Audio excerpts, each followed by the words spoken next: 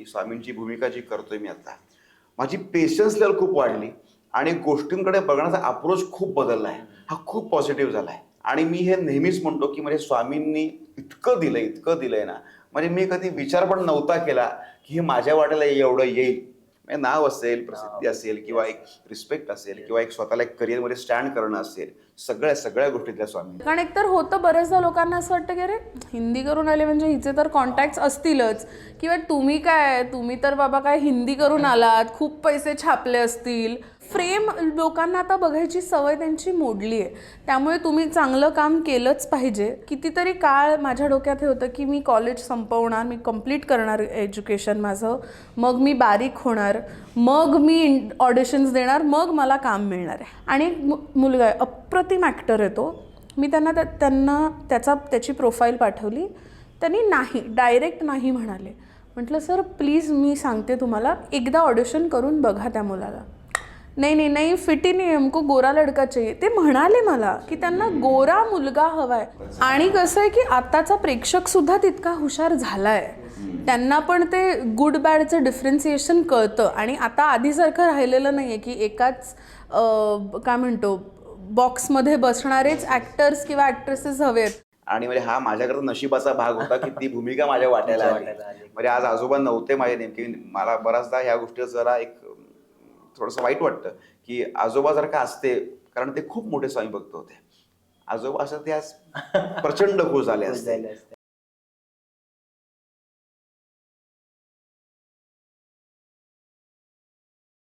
नमस्कार, मी पवन शिंदे तुमचं महारथीमध्ये परत एकदा स्वागत करतो.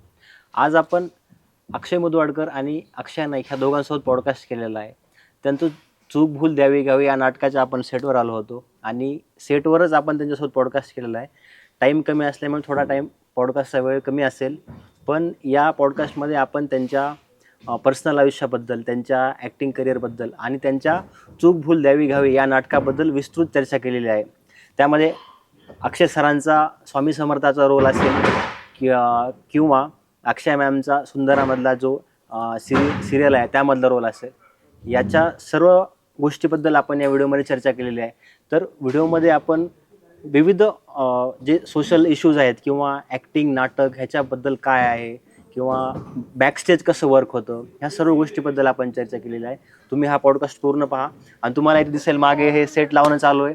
तर सेट तिकडं लावत असताना त्याच्यावर आपण मेकअप रूममध्ये हा पॉडकास्ट केलेला आहे. म्हणजे एकदम टाईम मॅनेजमेंट करून हा पॉडकास्ट अरेंज केला होता.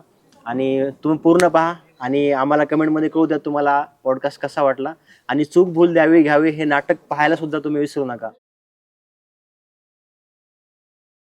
नमस्कार, महारथीमध्ये तुम्हा दोघांचं मी पवन शिंदे मनापासून स्वागत करतो. अक्षय सर आणि अक्षय मॅम, म्हणजे सुरुवातीला मला जेव्हा पॉडकास्ट घ्यायचा होता, म्हणजे आमच्या मॅमसोबत डिस्कस झालं आणि चूक भूल द्यावी घ्यावीबद्दल आम्ही चर्चा करत होतो. तर मला इनिशियली हेच झालं की सेटवर किती गोंधळ झाला असेल, म्हणजे अक्षय सर आणि अक्षय मॅम नावामध्ये पण किती सिमिलॅरिटी, कधी कन्फ्युजन होतं नाही का, अक्षय मॅडमला सांगितलं किंवा अक्षय असं. तर ते आता आपल्याला म्हणजे पुढं कळेलच कसं कसं तुमच्या नाटकाबद्दल आपण चर्चा करू. आणि तुमच्या नाटकाचा हा 25वा प्रयोग आहे. त्या निमित्तानं आम्हाला इथे यायला मिळालं, ह्या सेटवर आम्ही आलो आज. आणि त्याच्याबद्दल तुम्हाला खूप खूप शुभेच्छा. म्हणजे विदिन खूप 2-3 महिन्यामध्येच नाटकाचा हा 25वा प्रयोग आहे. 1 ऑक्टोबरला पहिला प्रयोग आणि याच 25वा प्रयोग 25 डिसेंबरला. म्हणजे त्याच्यामुळं आम्हाला पण नाटकाबद्दल जाणून घेता येईल आणि तुमच्याबद्दल आणि मॅडमबद्दल पण जाणून घेता येईल. 1 ऑक्टोबर तुम्ही जसं बोलले आता, आणि आज आपली 25 डिसेंबर आहे. ह्या 2 महिन्यामध्ये 25 प्रयोग कंप्लीट झाले. मग कसं वाटतं ह्या प्रवासाकडे बघितल्यानंतर? नाही, खूप छान वाटतंय. आणि तेच आमचं काल परवा आमचं डिस्कशन झालं की 25 प्रयोग खरं तर कधी आम्ही आलो या आकड्यापर्यंत आम्हाला कळलंच नाही. खरं तर इतके ते फास्ट सगळं होत गेलं. आणि हे काय, ही सगळी जी प्रोसेस आहे ही जरी पहिला प्रयोग 1 ऑक्टोबरला सुरू झाला, पण ही प्रोसेस सुरू झाली फार आधीच. आणि तालमी सुरू झाला 1 सप्टेंबरपासून. सो सप्टेंबर महिना पूर्ण तालीम, 1 ऑक्टोबर नाटकाचं ओपनिंग आणि मग आज 25 डिसेंबर 25वा प्रयोग. सो हा सगळा प्रवास जो आहे ना, हा तसं पाहिलं तर खूप शॉर्ट प्रवास पण आहे आणि तसं पाहिलं तर खूप एक मोठा प्रवास पण आहे नाटकाच्या पॉईंट ऑफ व्ह्यूने. की एखाद्या नाटकाचे इतक्या पटकन 25 प्रयोग होणं, त्याला प्रेक्षकांचा इतका प्रतिसाद मिळणं, इतकी छान प्रतिक्रिया लोकांकडून येणं, हे खरं तर खूप म्हणजे मोठी गोष्ट आहे. आणि खरं तुमच्या मार्फत आम्ही आज पुन्हा एकदा प्रेक्षकांचे मनापासून आभार मानतो की त्यांनी खरंच नाटकावर, आम्हा कलाकारांवर आणि मुळात म्हणजे कलाकृतीवरच भरभरून प्रेम केलंय. सो खरंच थँक्यू व्हेरी मच. आणि हा प्रवास मी एवढंच म्हणेन की आता जस्ट हा प्रवास सुरू झालाय, अजून खूप लांबचा प्रवास आहे. त्यामुळे ही प्रत्येक टप्प्यावर तुमची साथ आम्हाला हवी आहे प्रेक्षकांची. कारण नाटक काय गिव्ह अँड टेक आहे सगळं. हे आम्हा एकट्यांचं नसतंच आहे, म्हणजे कलाकारांचं फक्त किंवा दिग्दर्शकाचं असं नसतं. हे नाटक जेवढं आमचं आहे तेवढंच प्रेक्षकांचं आहे. सो जेवढं प्रेम आम्ही करतो नाटकावर त्याहून दुप्पट प्रेक्षकांनी करावं, एवढीच आमची विनंती प्रेक्षकांना. आणि आता तुमचा म्हणजे मी आता घरून येत होतो, म्हणजे काकी सोबत असतो. काकीला म्हणलं मी अक्षय मुदवाडकरांसोबत इंटरव्ह्यू करत आहे, तर काकी मग त्यांच्या पाया पड म्हणे गेल्या गेला तर म्हणजे तो स्वामींच्या भूमिकेमुळं इतक्या लोकांपर्यंत आपलं जे आलेलं आहे. आणि मॅडमचं पण सुंदराच्या ज्या मालिकेच्या रोलमधनं वगैरे पण सर्व लोकांपर्यंत पोहोचलेलं आहे. मग मला असं विचारायचं थोडं, आता आपण तुम्ही जेव्हा तुमचं नाशिकमध्ये वगैरे शिक्षण झालेलं, मी थोडं रिसर्च केली, तर मग सुरुवातीपासूनच तुम्हाला ॲक्टिंगमध्ये यायचं होतं की म्हणजे तुम्ही जॉब पण केला, मी असं बघितलं जॉब आणि ॲक्टिंग सोबत कंबाईन केलं होतं. मग ते काय होतं म्हणजे स्टार्टपासून नाटक ॲक्टिंगचं करिअर कसं निवडलं, किंवा सिरियल्समध्ये वगैरे पण? ऍक्टिंगमध्ये करिअर किंवा हे खरंच असं मला माहिती नव्हतं तेव्हा खरं तर काही, पण मला आवड होती लहानपणापासून. म्हणजे अगदी प्रायमरी पासून मी प्रत्येक गॅदरिंगमध्ये भाग घेणं असेल, शाळेमध्ये प्रत्येक गॅदरिंग डान्स असेल किंवा नाटक असेल, स्किट्स असतील, सो आवर्जून भाग घ्यायचो दरवर्षी, इवन कॉलेजला पण.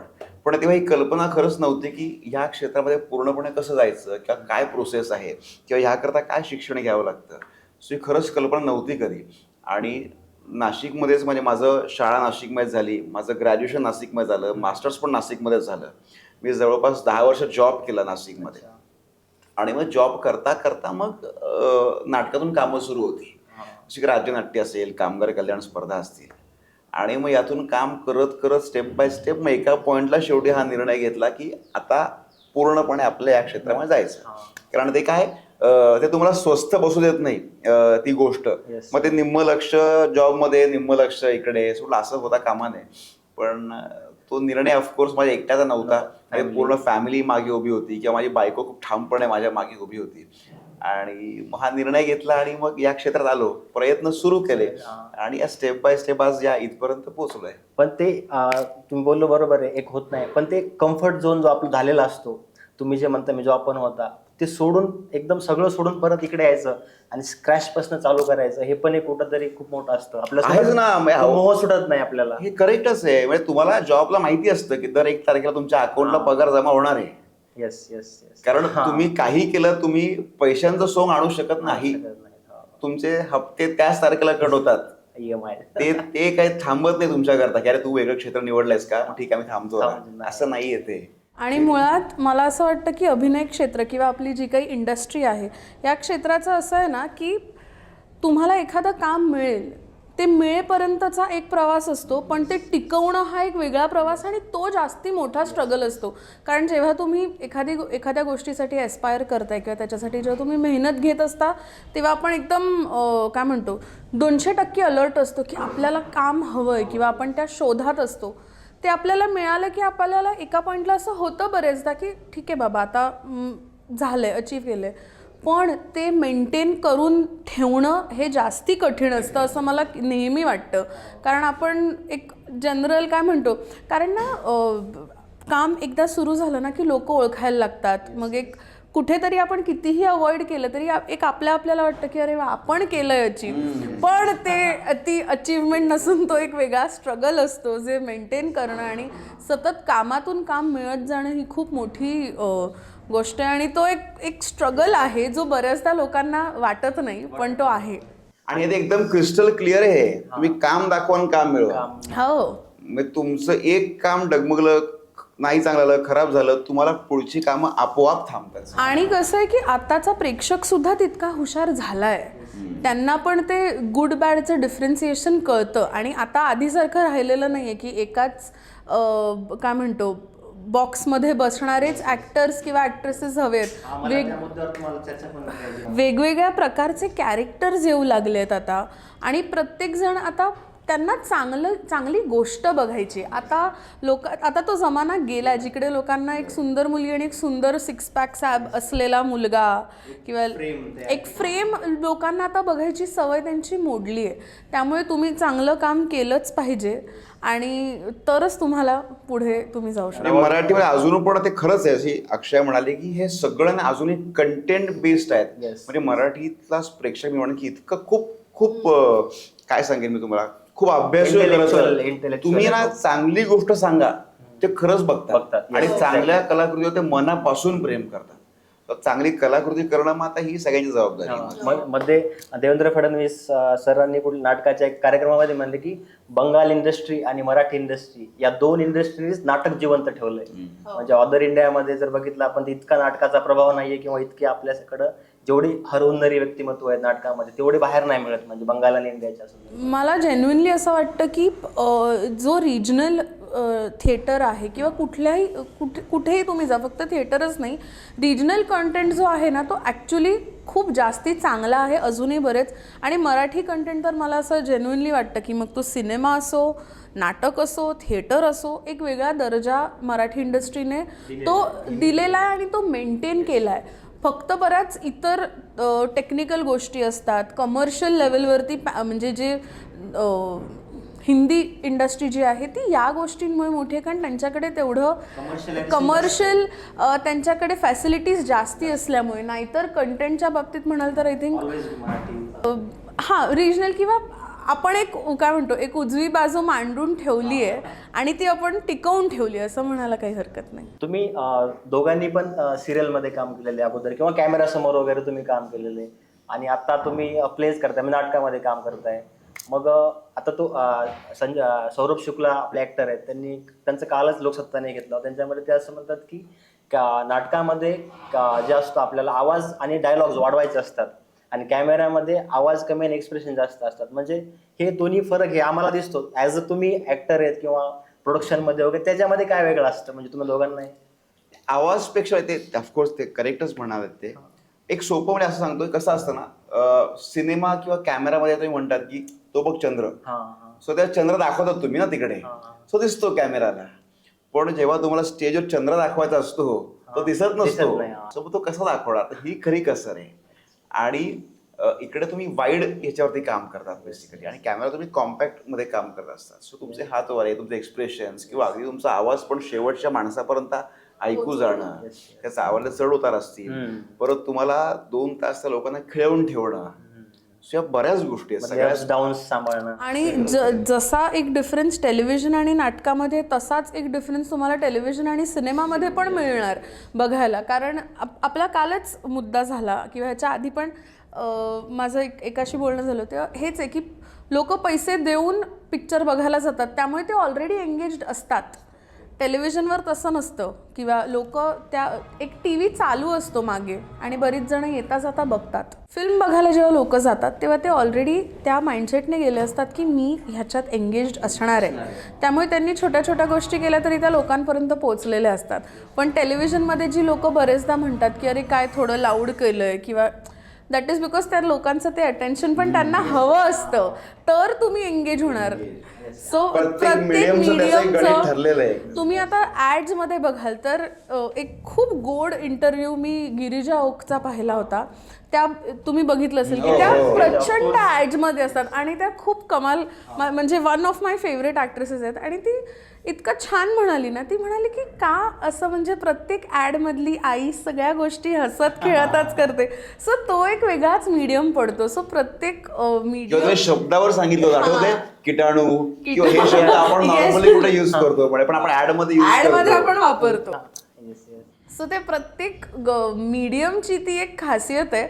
पण त्या सगळ्यांमधलं एक कॉमन फॅक्टर हा आहे की तुम्ही कुठल्याही कलाकाराला कुठलंही माध्यम द्या तो ते करायला तयार असतो. तो आणि तोच खरा कलाकार आहे. त्याला सगळीकडे ऍक्सेप्टन्स पाहिजे, थिएटर असो, नाटक असो किंवा सिनेमा, सिरियल काही पण.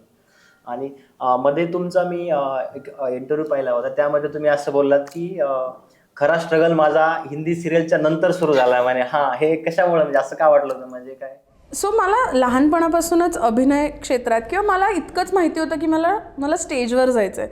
मग ते अँकरिंग करायला असो, डान्स करायला असो किंवा ॲक्टिंग करायला, मला स्टेज हा काय म्हणतो रंगभूमी मला खूप आवडायची. सो मला इतकंच माहिती होतं. आणि कितीतरी काळ माझ्या डोक्यात हे होतं की मी कॉलेज संपवणार, मी कंप्लीट करणार एज्युकेशन माझं, मग मी बारीक होणार, मग मी ऑडिशन्स देणार, मग मला काम मिळणार. हे माझं प्लॅनिंग होतं.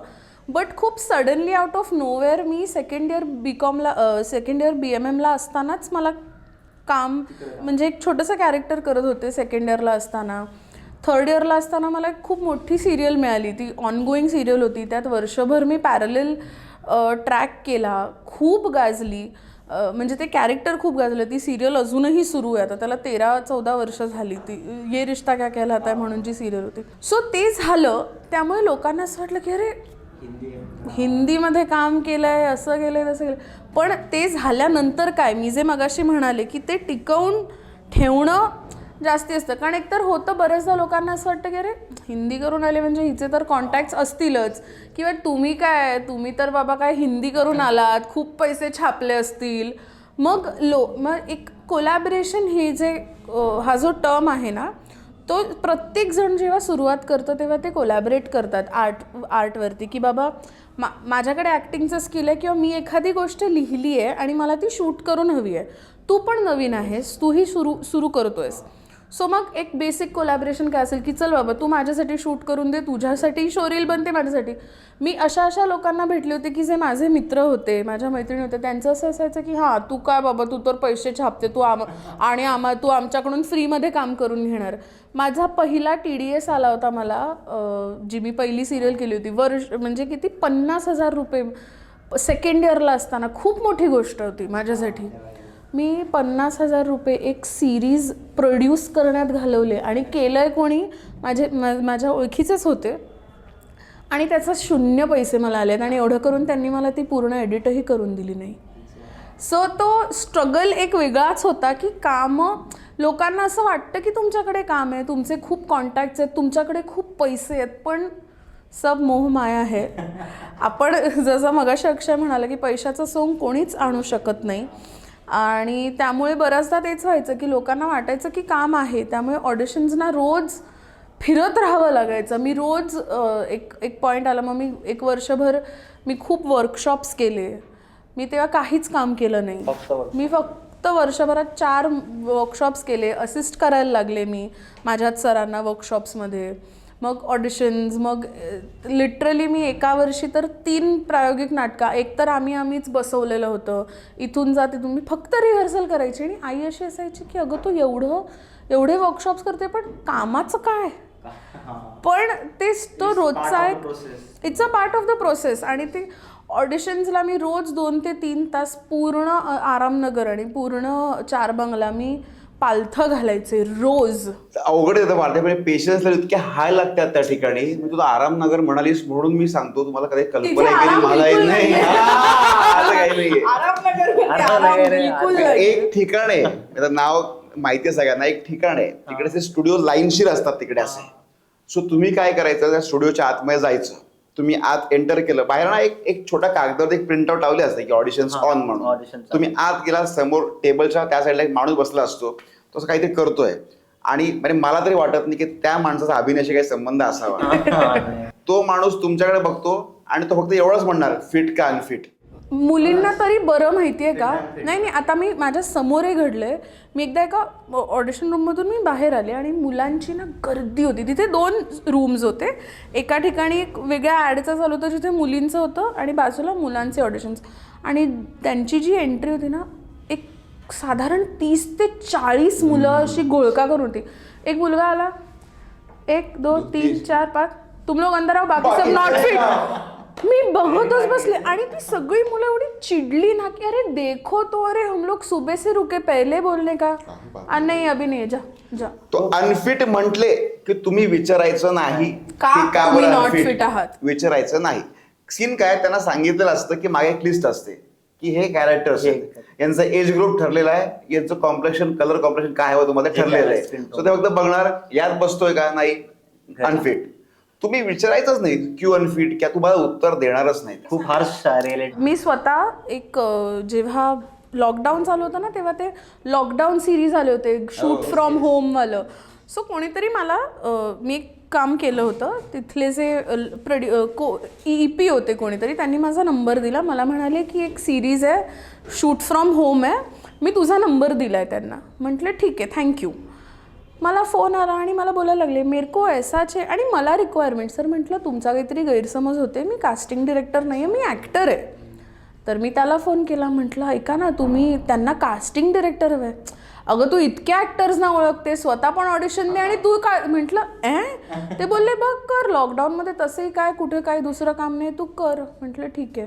मला अजून आठवतं आहे ते माझा पहिला एक्सपिरियन्स असेल जिथे मी त्यांना, कारण मी 3 वेगवेगळ्या थिएटर ग्रुप्समध्ये काम करत होते, मी भरपूर ॲक्टर्सना ओळखायचे. मी कमीत कमी त्यांना 30 मुलं आणि 35 मुली एवढे ऑप्शन्स दिले होते त्यावेळी. आणि एक मुलगा आहे, अप्रतिम ॲक्टर आहे तो. मी त्यांना त्याची प्रोफाईल पाठवली, त्यांनी नाही, डायरेक्ट नाही म्हणाले. म्हटलं सर प्लीज मी सांगते तुम्हाला, एकदा ऑडिशन करून बघा त्या मुलाला. नाही फिट ही नाही, हमको गोरा लडका चाहिए. ते म्हणाले मला की त्यांना गोरा मुलगा हवा आहे, आणि असं काहीच नव्हतं, त्यांना फक्त छान गोरा. म्हटलं सर, मी त्यांना एवढंच म्हणाले, म्हटलं सर फक्त एकदा ऑडिशन घ्या, तुम्हाला नाही आवडलं तर मी नाही करत हा प्रोजेक्ट, की तुम्ही मग द्या. आणि त्यांनी एनिवे मल्टिपल लोकांना सांगितलेलं. म्हटलं सर मी ह्याच्यापुढे तुम्हाला एकही नाही पाठवणार. मी इतके त्यांना ऑप्शन्स दिले, त्यातला एकमेव मुलगा जो सिलेक्ट झाला आणि जो फायनल झाला तो होता. आणि आता तो मुलगा सॅम बहादूरमध्ये होता. So it is very unfair की लोक चान्सच देत नाही. फक्त तुमच्या एक्सटर्नल लुकवर. कारण काय त्यांना सांगितलं असतं ना की ह्या क्रायटेरियामधलाच पाहिजे फक्त. सो ते हे बघणारच नाही की तू काय करतोयस, तू कसा दिसतो, यावरच थांबतात तिकडे सगळे. ते मी ते हे म्हणत नाही की ते पूर्णपणे चुकीचं आहे, ते काही अंशी करेक्ट पण आहे. कमर्शियली त्यांना बघायला लागतं सगळ्या गोष्टी. एक कॅरेक्टर सांगितलं की असं हवंय, सो आम्ही हेही म्हणत नाही की ते पूर्णपणे चुकीचं आहे, ते त्यांच्याला करेक्ट पण आहेत. पण शेवटी कुठेतरी तुम्हाला एक थोडंफार एक बघावं लागतं ना, की असं नाही की फक्त लुक्स किंवा फक्त यात बसत नाही म्हणून नाही, असं नाही. ती म्हणाली की एक स्टेप जर का ते पुढे गेले असते आणि त्या मुलाला ट्राय केलं असतं, सो तो तिकडेच. ऍक्च्युली ह्याच्या इतक्या काय म्हणतो साईड्स आहेत ना, कित्येकदा कास्टिंग असिस्टंट्स पण ॲक्टर्स असतात की त्यांना एक चान्स हवा असतो म्हणून ते जातात. किंवा कित्येकदा असंही होतं की बाबा नाही आम्हाला माहिती आहे. किंवा मोस्ट इम्पॉर्टंट गोष्ट जी एका कास्टिंग डिरेक्टरने मला सांगितली होती की जसे डान्सर स्टुडिओत जाऊन डान्स प्रॅक्टिस करतात, गायक रियाज करतो, ॲक्टर्सचा रियाज काय आहे तर बॅग घेऊन ऑडिशन्सना जाणे, की फक्त डाएट करून आणि फक्त स्किन ट्रीटमेंट्स करून बॉडी बनवून तुम्ही ॲक्टर नाही होणार. तुम्हाला हे इतर रियाज, आणि त्यातला सगळ्यात महत्त्वाचा रियाज असतो बॅग घेऊन ऑडिशन्सना जाणं आणि त्यांना तुमचा चेहरा दाखवणं की मी आहे, मग त्यांना एक्झिस्ट करतो. तर कारण कित्येकदा असं होतं एखादं कास्टिंग कॅन्सल झालं, आजारी पडलं, रात्री 2 वाजता त्यांना रिअलाईज होणार की अरे आता ॲक्टर नाही आहे. मग अशा वेळी त्यांच्या डोक्यात ज्या पहिल्या 3 किंवा 4 व्यक्ती असणार त्यांना ती लोक बोलवणार. सो त्यात राईट अँड रॉंग काहीच नाहीये. पेशन्स आहे तुमचे, फक्त हाय पाहिजे. पण असंही ना, तो कास्टिंग डिरेक्टर इतके उत्तम कास्टिंग डिरेक्टर्स असता सुद्धा, आज सुद्धा आहे, अतिशय उत्तम आहेत. मग ते तुम्हाला बघून सुद्धा आहे आणि किंवा ऑडिशन्स घेऊन सुद्धा, पण त्याला मग तोडच दे. आणि पूर्ण प्रोजेक्ट म्हणजे मला तरी असं वाटतं की कास्टिंग डिरेक्टरचा हा फार मेजर रोल असतो याच्यामध्ये. त्याची दूरदृष्टी किती स्ट्रॉंग पाहिजे की तुम्हाला बघून मी हे सांगू शकतो की नाही ही व्यक्ती इथे बसेल आणि हे उत्तम करेल. म्हणजे तुमच्यावर पैसा लागतोय ना. सो निर्माता सुद्धा त्या कास्टिंग डिरेक्टर पैसे देतोय कशा करता की मला उत्तम आणि प्रॉपर कास्टिंग करून दे. सो त्याची जबाबदारी फार मोठी आहे. आणि आता सुद्धा या क्षणाला उत्तम कास्टिंग डिरेक्टर्स आहेत. त्यामुळे आजकाल कास्टिंग डिरेक्टर्स वेगळे ऑडिशन्स गावांमध्ये जाऊनही घेतात की जेव्हा त्यांना एखादा बिहारी कोणी पाहिजे असेल, कोणी पटनाचे ती लोक घेतात एक दिवस आणि जातात तिथे आणि टाकतात की आम्ही ह्या शहरात येत आहोत, यायचं असेल आम्ही ऑडिशन्स घेतोय. तुम्हा दोघांना आता ह्या चूक भूल द्यावीमध्ये किंवा ह्या प्लेमध्ये मग एकत्र कसं आणलं गेलं? म्हणजे तुम्ही तर ऑलरेडी वेगळ्या वेगळ्या सिरियल मध्ये काम केलेलं सोबत, तुमचा हा पहिलाच सोबतचा प्रोजेक्ट आहे. हो, आम्ही एकत्र काम पहिल्यांदा केलं. म्हणजे आम्ही याच्या आधी भेटलो, ओळखत होतो आम्ही, पण काम पहिल्यांदाच केलं याच्यामध्ये. मग ते कसं म्हणजे तुम्हाला म्हणजे डायरेक्टरने शोधला कसं, काय होती ती प्रोसेस कसं? नाही, खरं तर नाटकाची प्रोसेस अशी आहे की हे मी आणि महेश म्हणजे नाटकाचे दिग्दर्शक आहेत, सो आम्ही गेली अनेक वर्ष आम्ही एकत्र काम करतोय आणि आमचं एक प्लॅनिंग सुरू होतं की नाटक करायचं, स्वतः नाटक ओपन करायचं. सो मग ते काय कसं कुठलं सो सगळ्या चर्चा सुरू झाल्या. आणि तसंही म्हटलं की जरी आमचा प्रयोग 1 ऑक्टोबरला सुरू झाला, पण ही प्रोसेस जवळपास वर्षभर आधीपासून सुरू होती प्रोसेस. सो मग ते आम्ही एका याला की आपण हे नाटक करूया की चूक भूल द्यावी घ्यावी, कारण छान एक फॅमिली ड्रामा आहे, हसत खेळत नाटक आहे, फार डोक्याला विचार न करायला आवडा नाटक आहे. लोकांनी 2 तास यायचं, हसायचं, एन्जॉय करायचं आणि निघून जायचं, संपला विषय. आणि म्हणजे दिलीप प्रभावळकर सरांनी स्वतः लिहिलेलं नाटक आहे, त्यांनी स्वतः परफॉर्म केलेलं नाटक आहे. सो मग ते ठरलं आणि मग 2 कास्टिंग त्यात फिक्स होत्या, म्हणजे एक मी करणार होतो आणि एक महेश करणार होता. सो मग उरल्या 2 कास्टिंग की एक जो एक लीड रोल आहे की जी नवरा बायकोची गोष्ट आहे, सो त्यातली नवरा फिक्स होता, स्वतः बायको फिक्स करायची. आता मुलगी बघायचा कार्यक्रम सुरू होता, सो मग नंतर तो मुलगी बघायचा कार्यक्रम सुरू झाला आणि आम्ही लगेच बोलताना चर्चा आली आणि मग म्हटलं महेश आपण अक्षयशी बोलूयात. म्हटलं बोल अक्षयशी.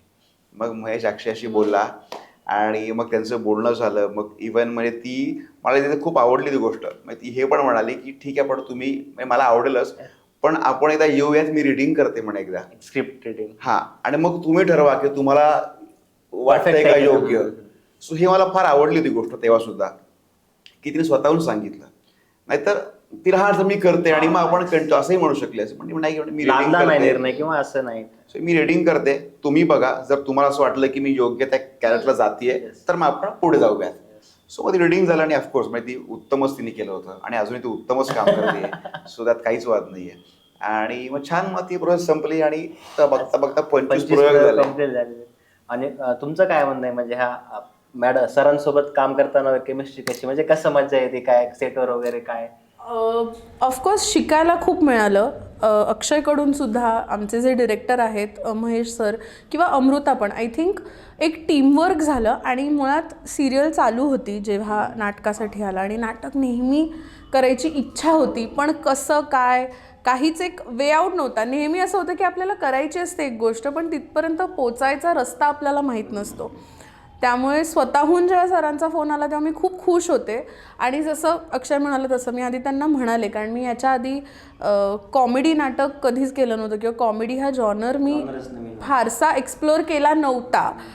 त्यामुळे मी एक खूप चांगलं वाक्य ऐकलं होतं की कलाकारापेक्षा कलाकृती मोठी असते.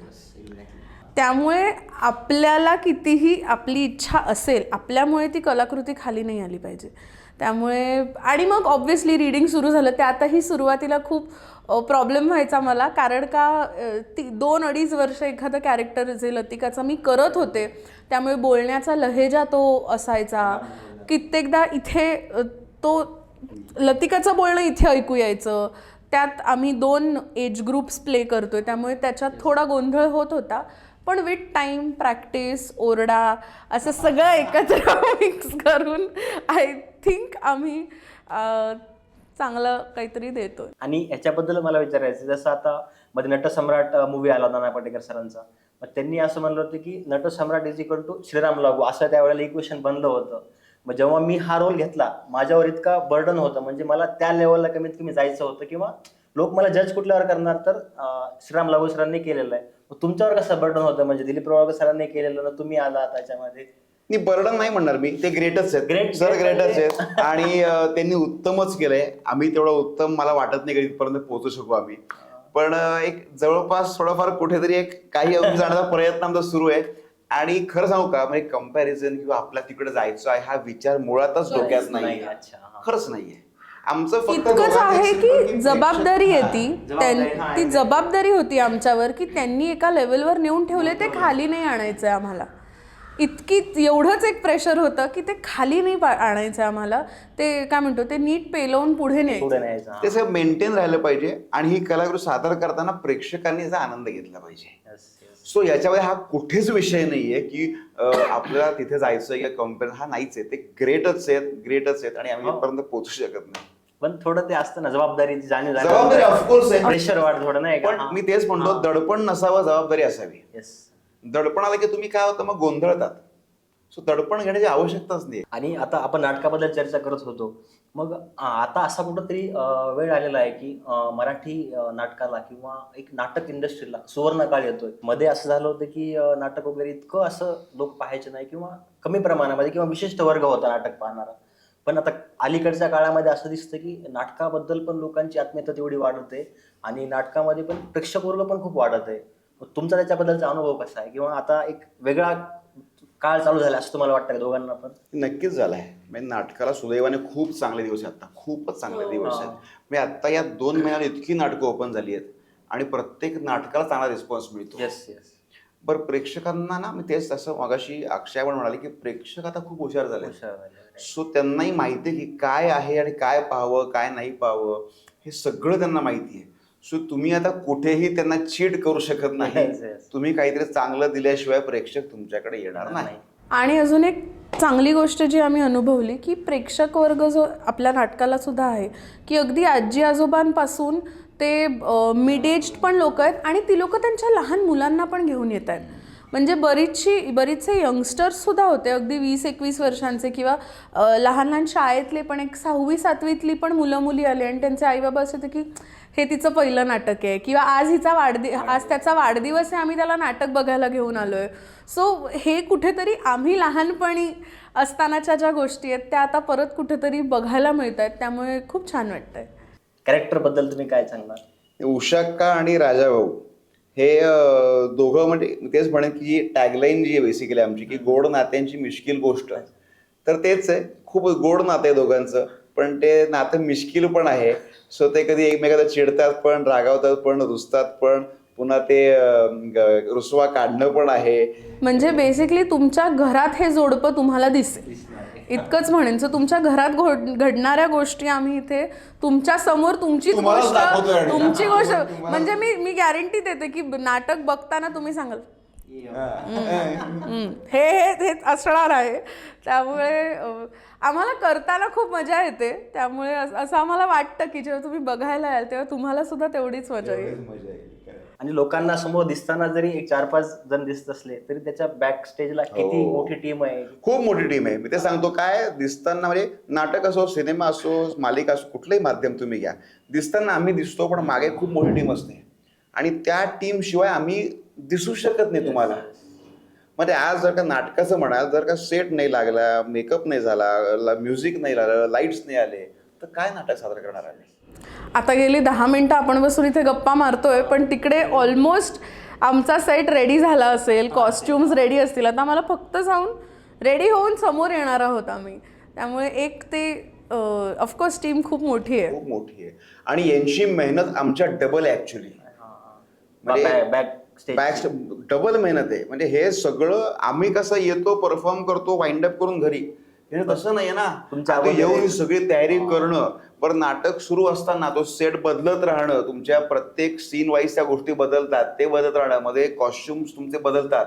सो त्यांनी बरोबर कुठल्या सीनला काय चेंज आहे ते घेऊन रेडी राहणं, टचअप प्रॉपर प्रत्येक सीन नंतर करत राहणं. शिवाय नाटक संपल्यानंतर परत हे सगळं वाइंड अप करून ते त्या गोडाऊन पर्यंत पोहोचवणं आणि मग घरी जाणं. म्हणजे आम्ही समजा नाटक करतोय, आमचा प्रयोग 5चा आहे, तर आमचा प्रयोग हा फार फार कसा असेल की मी म्हणेन की 4 ते 7:30 आम्ही काम करतो, पण ही लोक जवळपास 2:30 पासून 9 पर्यंत काम करतायत.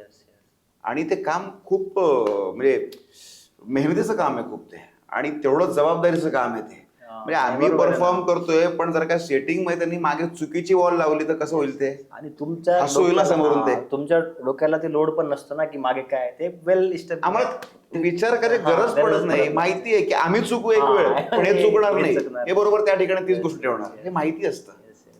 आणि आता तुमचा थोडं याच्याबद्दल मला विचारायचं, स्वामींच्या भूमिकेबद्दल तुम्ही केलेली आहे, तर ती जी भूमिका तुम्ही केली, तर त्याचा अगोदरचे आयुष्य आणि नंतरचं आयुष्य याच्यामध्ये कसा फरक आला, म्हणजे काय तुमच्या याच्यामध्ये चेंजेस आले? खरं तर हे उत्तर मी देण्यापेक्षा ना, जी व्यक्ती तुम्हाला आधी ओळखते ना ती खूप चांगलं देऊ शकते हे उत्तर. हा, म्हणजे मी नेहमी म्हणतो की मला विचारण्यापेक्षा माझ्या बायकोला विचारतो मी की काय बदल झाला याच्यामध्ये. पण 2 गोष्टी ज्या मला जाणवतात किंवा मला तिने सांगितल्यात आणि मलाही मी ऑब्झर्व केल्या त्या की 2 गोष्टी खरंच खूप बदलल्या. म्हणजे एक तर ना पेशन्स लेवल माझी खूप वाढली. माझ्यात नव्हती एवढी पेशन्स लेवल पहिले. मी फार इम्पेशंट होतो. म्हणजे मी सांगतो ना, ऑडिशनला जायचो ना मी, जेव्हा सांगायचं अनफिट, तर मी असं लिटरली निगेटिव्ह, म्हणजे मला असं खूप हे व्हायचं, काय आहे म्हणजे मी जातोय ते अनफिट म्हणताय, पुढचं उत्तर पण देत नाहीये, काहीच नाही, रेस्टलेस व्हायचो मी. पण मग ते होईल होईल थांब. पण माहीत नाही का, मला ह्या पूर्ण प्रोसेस नंतर, म्हणजे मालिकेच्या एक 3 वर्ष पूर्ण प्रोसेस नंतर, की स्वामींची भूमिका जी करतोय मी आता, माझी पेशन्स लेवल खूप वाढली आणि गोष्टींकडे बघण्याचा अप्रोच खूप बदलला आहे. हा खूप पॉझिटिव्ह झाला आहे. म्हणजे मला असं या दोन्ही गोष्टी म्हणजे बरोबर जातात. त्यामुळे पेशन्स लेवल आणि हा अप्रोच ना, it goes hand in hand. म्हणजे पॅनिक न होता कुठल्याही सिच्युएशनला एक शांतपणे विचार करा, याच्यावर नक्की वे आउट आहे. सो तो विचार करून शांतपणे घेतलेला निर्णय हा कधीही उत्तमच ठरतो. घाई गडबडीत घेतलेला निर्णय किंवा भावनिक होऊन घेतलेला निर्णय हा बऱ्याचदा चुकीचा ठरतो. ठरवू शकतो. हा. आणि बाहेर अनुभव कसे येतात, म्हणजे बाहेर गेल्यानंतर लोकांचं कसं म्हणजे प्रेम, हे तर प्रचंडच आहे. एखादं काय? उदाहरण आम्हाला काही अहो, एखादं काय, खूप उदाहरण आहेत. तर काय म्हणजे इतकी उदाहरणं आहेत ना, मी काय सांगू. असं एक दिवस जात नाही असं की ज्या दिवशी बाहेर पडतो कोणी भेटत नाही, बोलत नाही, असं एक दिवस जात नाही असं मला.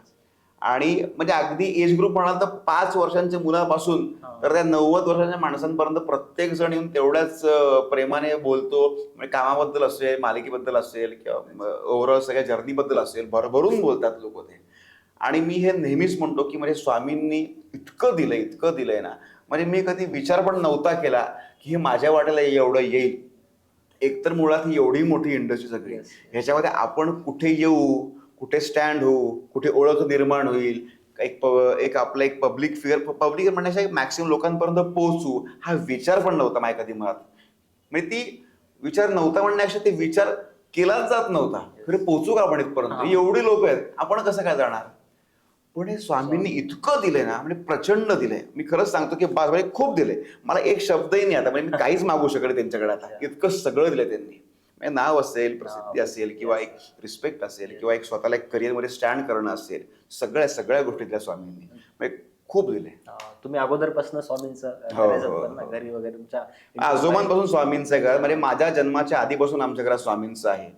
आणि म्हणजे हा माझ्याकडे नशिबाचा भाग होता की ती भूमिका माझ्या वाट्याला आली. म्हणजे आज आजोबा नव्हते माझे नेमके. मला बऱ्याचदा ह्या गोष्टी जरा एक थोडंसं वाईट वाटतं की आजोबा जर का असते, कारण ते खूप मोठे स्वामी भक्त होते.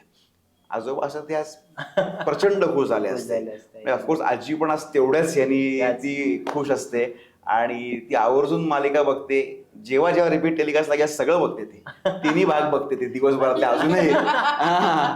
आणि बराचदा मला विचारते, काय रे उद्या काय होणार. अगं बघ ना तू, आता मला खूप बघ टीव्हीवर आधी पण अजूनही बघते. आणि नाटकाला पण ती आली होती. तिचं वय आता 87 एज आहे तिचं आता. पण तरी पण ती नाटकाच्या प्रयोगाला पण आली, पहिल्या रांगेत बसली होती. ते सगळे लाफ्टर मला ऐकत होते आणि तिची एकूण एक कमेंट मला ऐकत होते. अरे ते असतं ना की मध्ये मध्ये तेव्हा काय म्हणणार. नाही खूप छान. म्हणजे मी सांगतो ना, म्हणजे त्या दिवशी मला खरंच पर्सनली खूप बरं वाटलं. म्हणजे तिच्या चेहऱ्यावर ते हसू पाहून ना मला खूप बरं वाटलं त्या दिवशी. कारण ह्या एज मध्ये काय होतं ना, माणूस थोडासा हे होतो. आणि ह्या एकटा पड असं नाही म्हणणार मी एकटा पडतो, पण ह्या एज मध्ये माणसाला असं वाटायला लागतं, अरे यार मग आता काय, म्हणजे मग मी आता हे झालं, किंवा आता सगळेजण बिझी त्यांच्या कामामध्ये, मग गप्पा मारायला कोण आहे किंवा काय, असं होतं ते एका एज नंतर माणसाला वाटतं साहजिक. पण त्या दिवशी तिने खळखळून हसली आणि तिने त्या कमेंट्स दिल्या. बरं ती एनर्जी बघा, म्हणजे माझा एवढा आवाज होता स्टेजवरचा, तरी सुद्धा त्या आवाजात मला तिचा आवाज ऐकत होता माझ्यापर्यंत येणारा. सो मला ते खूप कमाल वाटलं. म्हणजे बास म्हटलं, आता मिळालं सगळं, काही नको आता, अजून काय पाहिजे. म्हणजे आता ही गोष्ट अशी राहणार नाही की हिने नाही पाहिलं माझं काम. म्हणजे तिने माझ्या सिरियल पण तेवढ्या आवडीने पाहिली, नाटकही तेवढ्या आवडीने एन्जॉय केलं, बस झालं मला. आणि मॅडम, अक्षय मॅडमला मला विचारायचं होतं, तुम्ही आता बोलताना बोललात की एक फ्रेम सेट केलेली आहे आपल्या इंडस्ट्रीमध्ये किंवा कुठल्या इंडस्ट्रीमध्ये. पण मध्ये नवाजुद्दीन सिद्दीकी सरांचा पण एक असा इंटरव्ह्यू होता की ते पण म्हणले की मला पण त्याच अडचणी आल्या सुरुवातीला, एक माझं दिसणं किंवा जे काय आहे त्याच्यामुळं.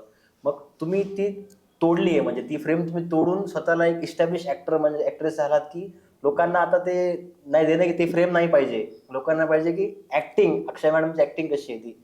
मग त्याच्याबद्दल काय म्हणणार तुम्ही? पेशन्स. सगळ्यात महत्वाची गोष्ट आहे. आणि स्वतःवर एक विश्वास ठेवणं की आपल्याला जे आवडतंय ना त्याच्यावर गिवअप न करणं हे एकच सोल्युशन आहे. की मला एक ॲक्टर आहे धैर्यशील घोलप, जो अथांगमध्ये होता ना, अथांग सिरीजमध्ये होता. आम्ही एकत्र एक शिबिर केलं होतं आणि तो बरीच वर्ष मोठा आहे माझ्यापेक्षा आणि मी कॉलेजमध्ये होते. तर मी आणि आई त्याला भेटायला गेलो. म्हटलं की काय, म्हटलं मला इंटरेस्ट आहे तर कसं करायचं, काय पुढे कोणाला भेटायचं. तर त्याने मला एक प्रश्न विचारला, तुला ॲक्टर व्हायचं आहे की हिरोईन व्हायचं आहे. आणि मला नाही डिफरन्स कळला. मी 11वीत होते तेव्हा, मला कळलं नाही. तर तो म्हणाला, तुला काय करायचं आहे, तुला चांगलं काम करायचं आहे की तुला असं झाडांमागे लपायचं आहे, फिरायचं आहे, छान असे लांब केस बागडायचं आहे, गाण्यांमध्ये असं छान छान दिसायचं आहे. तर म्हटलं नाही, मला ॲक्टिंग करायची आहे. तो बोलला बरं ठीक आहे. मग तो बोलला काही नाही, तू आता जे करते तेच करत राहा. आणि मग व्हॉटएव्हर, मग ती पुढे चर्चा होत गेली. आणि मी जिकडे हे ठरवलं की मला पहिलं काम मिळालं, दुसरं काम मिळालं, तोपर्यंत ती हिंदी सिरियल करेपर्यंत माझ्या डोक्यात हेच होतं की ठीक आहे, आता हे पण काम मिळालंय तर मिळालंय, पण ग्रॅज्युएशन झाल्यावर मी बारीक होणार. मी अगदी जिम पण लावली होती, पण त्या वर्षभरात मी 30 दिवसही जिमला गेले नसेल. माझं असं होतं की मी बारीक होऊन मगच मला काम मिळणार.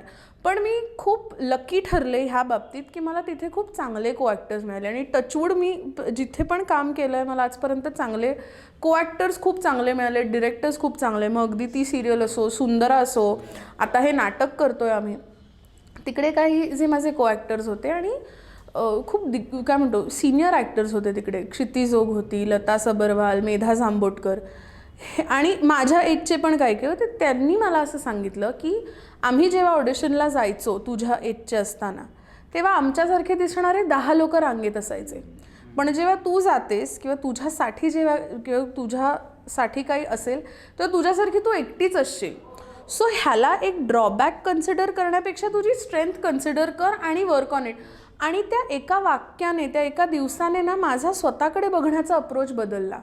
आणि मग मी अशी होते की बस आता आपण काम करायचं तर स्वतःच्या दिसण्यावर, की ऑफकोर्स फिट राहणं ही अल्टिमेट गोल आहे. मी असं म्हणत नाही की तुम्ही जाड असलं पाहिजे की मग म्हणजे खा प्या हवं फक्त झोपा काढा, तसं नाही. मी काय म्हणतो लेथार्जी प्रमोट नाही करत आहे. पण माझं इतकंच म्हणणं आहे की तुम्ही कसे दिसता याच्यापेक्षा मी कितीही छान दिसले, मी कितीही बारीक असले, लांब केस, सुंदर, पण जर मी कामच चांगलं केलं नाही तर त्याचा काय फायदा झाला. त्यामुळे ते एक. आणि ऑफकोर्स मी ऑडिशन्सना जायचे, 10 पैकी 7 स्टुडिओजमध्ये नॉट फिट सांगायचे. 3 ऑडिशन्स देऊन एखाद्या वेळी कधीतरी शॉर्टलिस्ट होणार, एखादा म्हणजे एंडपर्यंत जाऊन मिळणार. पण ही प्रोसेस सुरू ठेवली रोजचे. आता नॉट फिटमध्ये पण मग मी ते 7 नॉट फिटचे मग 6 नॉट फिटवर गेले, 5 नॉट फिट्सवर आले. बट ती प्रोसेस होती आणि एका पॉईंटला मी ती प्रोसेस खूप एन्जॉय करायला लागली की ठीक आहे आता रोज आपल्याला हेच करायचं आहे, आज बघूया कोण नवीन कॅरेक्टर भेटतं आहे आपल्याला. आणि स्वतःवर काम करत राहिले. आणि एक असा पॉईंट आला जिकडे मी एक्सेप्ट केलं की ही माझी रियालिटी आहे आणि आपण जे फेस करतोय. सो मग मी ब्लॉग्स लिहायचे आणि मला असं रिअलाईज झालं की मी एकटी नाही आहे आणि बरीच लोक आहेत. सो मला खूप छान वाटलं जेव्हा सुंदरा आली माझ्या वाट्याला, कारण बरीच जण अशी होती की अरे आम्ही तुम्हाला बघून आम्हाला छान वाटतं किंवा आम्हाला पण तो कॉन्फिडन्स मिळाला. आणि आता मी बघते की बरीच जण लहान लहान मुली पण लहान ॲज इन शाळेतले, कॉलेजेसमधले, आणि मेसेज करून सांगतात की आम्हालाही ॲक्टिंग आवडते किंवा आम्हाला पण हे मॉडेलिंग परस्यू करायचं. आणि खूप छान वाटतं की आताचं जे जनरेशन आहे ना खूप जास्ती कॉन्फिडेंट आहे. तुमच्या नाटकाचा हा 25वा प्रयोग आहे आणि मला नेहमी सांगितलं की तुम्ही ते ऑफर पण ठेवलेली, म्हणजे आम्ही असं ठेवलं होतं की 25 डिसेंबरला होणाऱ्या 25व्या प्रयोगानिमित्त तिकीट विंडोवर येणाऱ्या पहिल्या 25 प्रेक्षकांना एकावर एक तिकीट फ्री.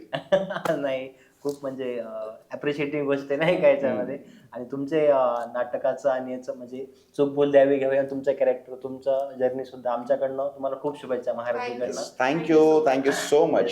आणि तुमच्या मार्फत पुन्हा एकदा आम्ही दोघेही प्रेक्षकांना हेच म्हणतो की हे नाटक आपलं आहे, आमचं म्हणत नाही आम्ही, हे नाटक आपलं आहे.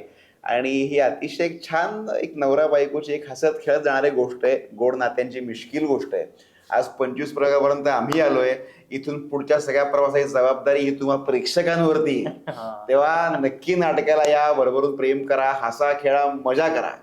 आणि एकदा तुम्ही सांगा, महारथीचा हा तुम्हाला पॉडकास्ट कसा वाटला? म्हणजे महारथीचे अनेक पॉडकास्ट तुम्ही पाहिले असतील आणि मी तुमच्या टीमचं सगळ्यात आधी आभार मानते की तुम्ही आम्हाला इथे इन्व्हाइट केलं. हा पॉडकास्ट आपला झाला, एकात एक विषय, अनेक विषय रंगत गेले आणि आम्हाला खूप मजा आली आज गप्पा मारताना.